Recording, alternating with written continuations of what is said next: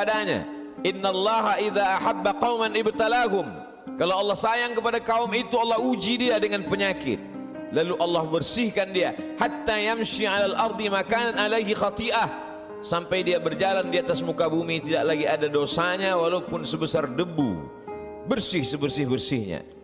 Tapi terkadang pandangan manusia berbeda dengan pandangan Allah Subhanahu wa ta'ala. Allah menguji manusia membuat derajatnya naik. Allah menguji manusia membuat dosanya hilang. Allah menguji manusia membuat dia sabar, dan ketika dia sabar Allah berikan balasan. Innama yuwaffas sabiruna ajrahum bighairi hisab.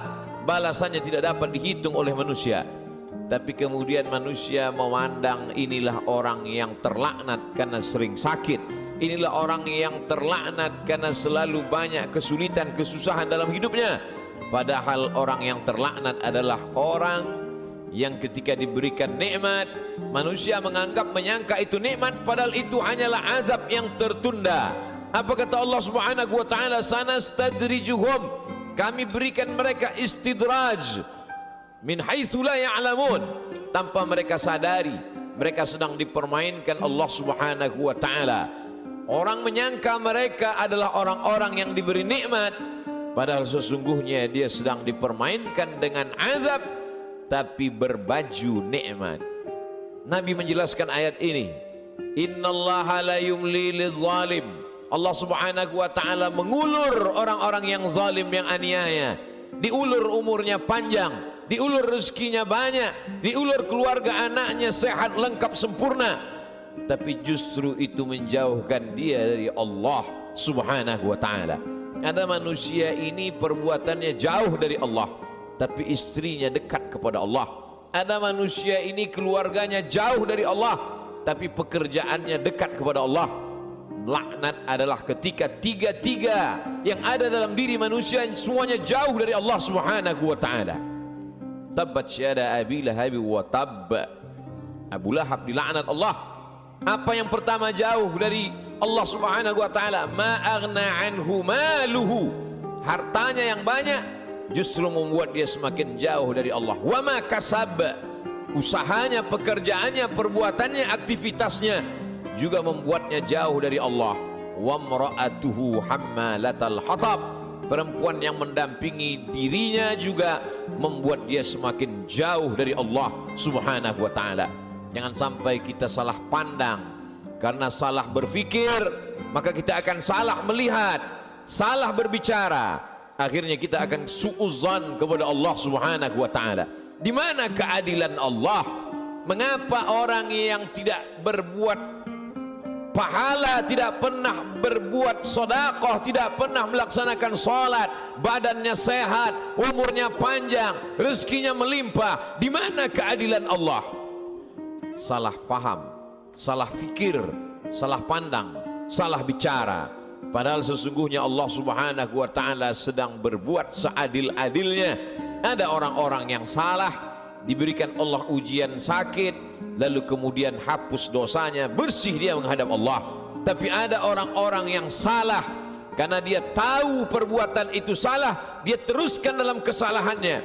Mereka tidak kafir, mereka disebut dengan fasik. Yudhillu bihi katsira. Banyak orang yang disesatkan Allah. Wa yahdi bihi katsira. Banyak orang yang diberi hidayah oleh Allah. Siapa itu orang yang disesatkan Allah? Wa ma yudhillu bihi illa al-fasiqin. Yang disesatkan Allah adalah mereka yang fasik. Siapa itu orang fasik? Orang yang tahu bahwa perbuatan itu salah, dia lakukan kesalahan itu dengan penuh kesadaran. Dia sadar bahwa dia diperhatikan Allah, dia tahu bahwa dia lihat Allah, dia tahu bahwa bersamanya inna alaikum lahafizin, bersamamu ada malaikat-malaikat yang menjaga, kiraman, mulia, katibin, mencatat, ya'lamuna ma taf'alun, mereka tahu apa yang kamu lakukan. Tapi dengan penuh kesadaran dia langgar aturan-aturan Allah. Mereka adalah orang-orang yang fasik. Mereka diazab Allah Subhanahu wa ta'ala di dunia, bukan dalam bentuk kemiskinan, bukan dalam bentuk kefakiran, bukan dalam bentuk penyakit. Diazab dalam bentuk kenikmatan, agar dia semakin jauh dari Allah Subhanahu wa ta'ala. Innallaha la yumli lizalim. Allah Subhanahu wa taala mengulur orang-orang yang zalim itu, diulur umurnya, dipanjangkan umurnya, dilimpahkan rezekinya, disehatkan anak-anaknya supaya semakin jauh dari Allah Subhanahu wa taala, hatta idza akhadhahu lam yuflithu, sehingga ketika Allah menjatuhkan azabnya ke neraka jahanam nanti, maka tidak ada lagi yang tersisa dari dirinya kecuali hanya layak menerima azab Allah Subhanahu wa taala. Innallaha la yazlimu mithqala dzarrah. Allah tidak pernah berbuat zalim aniaya walaupun sebesar biji sawi, sebesar ujung rambut, sebesar ujung tombak, sebesar mata kail pancing, sebesar butiran debu, sebesar tapak kaki semut yang hitam di atas batu yang hitam di tengah malam yang kelam. Tidak pernah Allah Subhanahu wa taala zalim dan aniaya. Lalu kenapa manusia itu masuk neraka? Karena perbuatannya sendiri, karena tindak tanduk dan tingkah lakunya. Karena Allah sudah memberikan dia ala fil jasadi mudghah. Ketahuilah di dalam jasadmu itu ada segumpal. Idza salahat salahal jasadu kulluh. Kalau yang dalam hati segumpal daging itu baik, maka baiklah seluruh jasadmu dari ujung rambut sampai ke ujung kaki. Wa idza fasadat, tapi kalau segumpal itu rusak, fasadal jasadu kulluh, maka rusaklah seluruhnya dari ujung kaki sampai ke ujung rambut. Ala wahyal qalb, sesungguhnya yang segumpal itu adalah hati. Wa nafsi wa ma sawwaha, demi jiwa manusia dan penciptaannya. Fa alhamaha fujuraha, Allah berikan jalan fujur, jahat, buruk, hitam, bengkok. Wa taqwaha, Allah berikan jalan yang lurus, baik, saleh. Maka kemudian tinggal manusia memilih.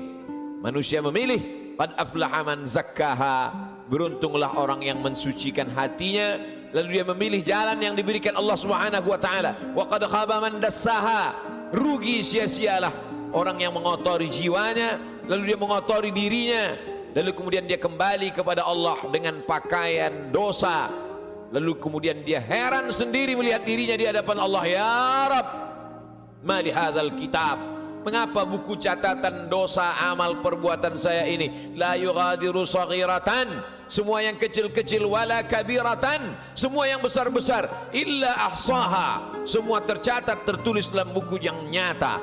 Allah Subhanahu wa taala berkata padanya saat itu, Iqra, bacalah.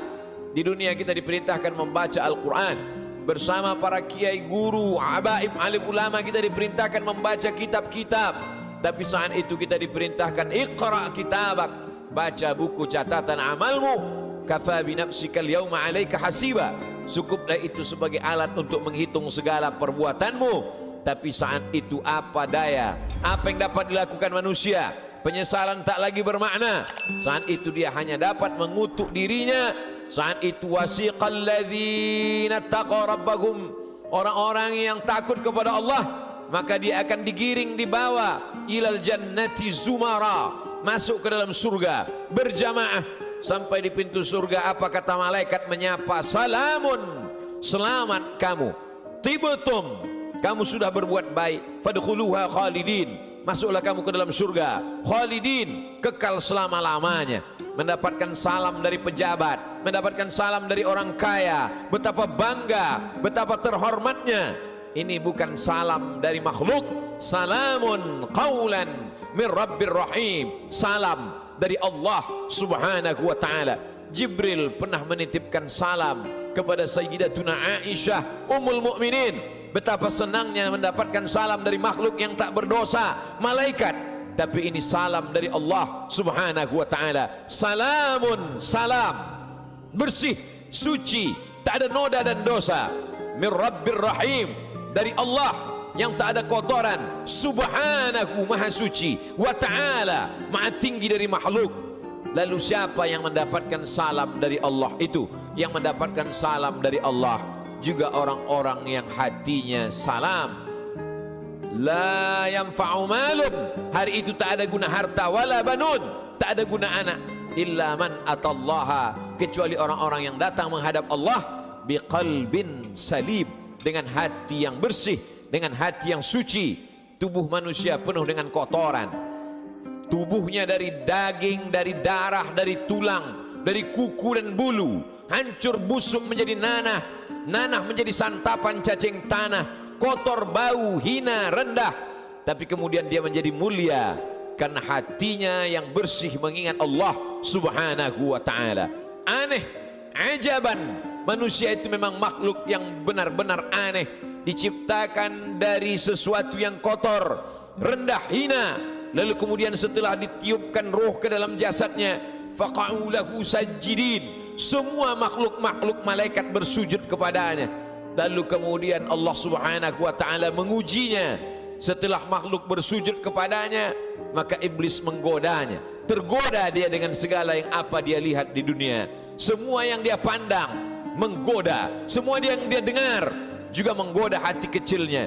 Tapi ada orang-orang yang diberikan Allah Subhanahu wa ta'ala istiqamah. Alladzina qalu rabbuna Allah, mereka berkata Rabbku Allah, summa istaqamu, setelah itu dia istiqamah, maka Allah berikan balasan, tatanazzalu alaihimul malaikah, turun kepada mereka malaikat. Apa kata malaikat? Berkata, alla takhafu, jangan kau takut, wala tahzanu, jangan kau sedih. Karena memang penyakit manusia hanya dua saja. Yang pertama takut, yang kedua sedih. Takut terhadap masa depan, sedih terhadap masa lalu, sedih terhadap masa yang sudah lampau. Ada kekhawatiran, ada kecemasan yang berlebih dalam diri manusia untuk melihat masa depan. Cemas yang berlebih itulah yang membuat naik tensi darah. Cemas yang terlalu berlebih dari batas normal itulah yang membuat naik jantung koroner, diabetes dan lain sebagainya. Tapi orang-orang yang istiqamah, dia selalu berada dengan Allah Subhanahu wa ta'ala. Masalah hidup ini besar, tapi dia berharap kepada yang maha besar. Allahu Akbar. Masalah hidup ini hebat, tapi dia mendekat kepada yang maha hebat. Allah Jalla Jalaluh, mulia. Tidak ada yang lebih mulia daripada Allah Subhanahu wa ta'ala. Semua yang bersama dengan Allah, maka Allah akan membersamainya. Orang-orang yang diuji itu selalu merasa bersama dengan Allah, maka kemudian Allah membalasnya, innallaha ma'as sabirin, Allah bersama mereka. Ayatnya tidak berkata innas sabirina ma'allah, orang-orang sabar bersama Allah, tapi Allah lebih mendahulukan dirinya. Aku bersama mereka, kata Allah Subhanahu wa ta'ala. Ana inda husni zanni abdi bi, aku menurut prasangka hambaku kepadaku. Idza dzakarani, kalau dia mengingat aku, menyebut aku, fi nafsihi, dalam dirinya sendiri, dzakartuhu fi nafsi, maka aku pun akan menyebut, mengingatnya sendiri, kata Allah Subhanahu wa ta'ala. Wa idza dzakarani fi mala'in, kalau dia mengingat aku, menyebut aku bersama orang-orang yang ramai, bersama makhlukku, kata Allah, dzakartuhu fi mala'in, aku juga akan balas, aku akan sebut namanya, aku akan muliakan dia. Fi mala'in khairum min mala'ihim, di satu kelompok jamaah, di satu kelompok orang makhluk yang lebih mulia daripada mereka. Saat itu makhluk ini dimuliakan Allah Subhanahu wa ta'ala. Majtama'a qaumun fi baitin min buyutillah, sekelompok orang berkumpul di rumah Allah, yatsluna kitab Allah, yang dia baca adalah firman ayat-ayat Allah, wa yatadarasunahu fima bainahum, dia kaji isinya dalam kajian tafsir, dalam kajian fikih, dalam kajian hadis, dalam kajian akhlak, dalam kajian usul fiqh. Nazalat alaihimus sakinah, turun ketenangan ke dalam hati mereka. Hati bukan punya kita. Qalbul mu'min baina asabi'ir rahman, hati orang beriman seperti uang logam yang dipermainkan di jari jemari. Begitulah Allah Subhanahu wa ta'ala kuasa untuk membuat hati yang sempit menjadi lapang, untuk membuat hati yang susah menjadi senang. Semua berada dalam genggaman qudrat iradat kuasa Allah Subhanahu wa ta'ala. Haffat bihimul malaikah, mereka dikelilingi oleh para malaikat. Wa dzakarahumullahu fi man indah, dan mereka dibanggakan Allah Subhanahu wa ta'ala kepada para malaikat. Ketika Allah menciptakan manusia, apa kata malaikat? Ataj'alu fiha, untuk apa kau ciptakan mereka ya Allah? Ataj'alu fiha may yufsidu fiha wa yasfiku dima, mereka hanya akan berkelahi, berperang, menghancurkan negeri.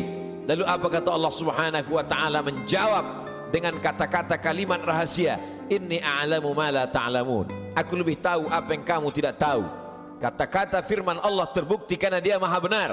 La yatihil batilu min baini yadayhi wala min khalfih, tidak ada kebatilan dari depan, belakang, atas, bawah, kanan dan kiri. Maka Allah tunjukkan ada sekelompok manusia yang ketika kata-kata orang lain kotor, nista, najis, yang keluar dari mulutnya adalah subhanallah, walhamdulillah, wala ilaha illallah, wallahu akbar.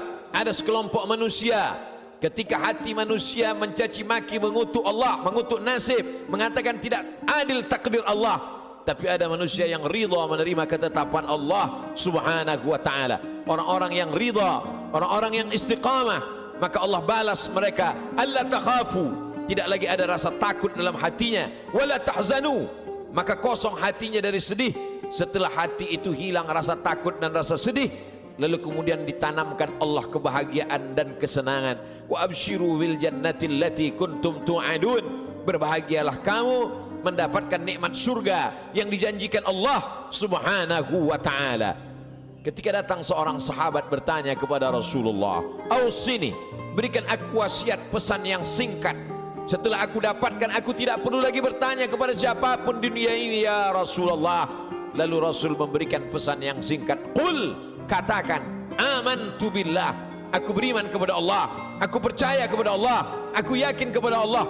"Tsumma istaqim," setelah itu istiqamahlah. "Faqsusil qasasa," ceritakan kisah-kisah itu ya Muhammad.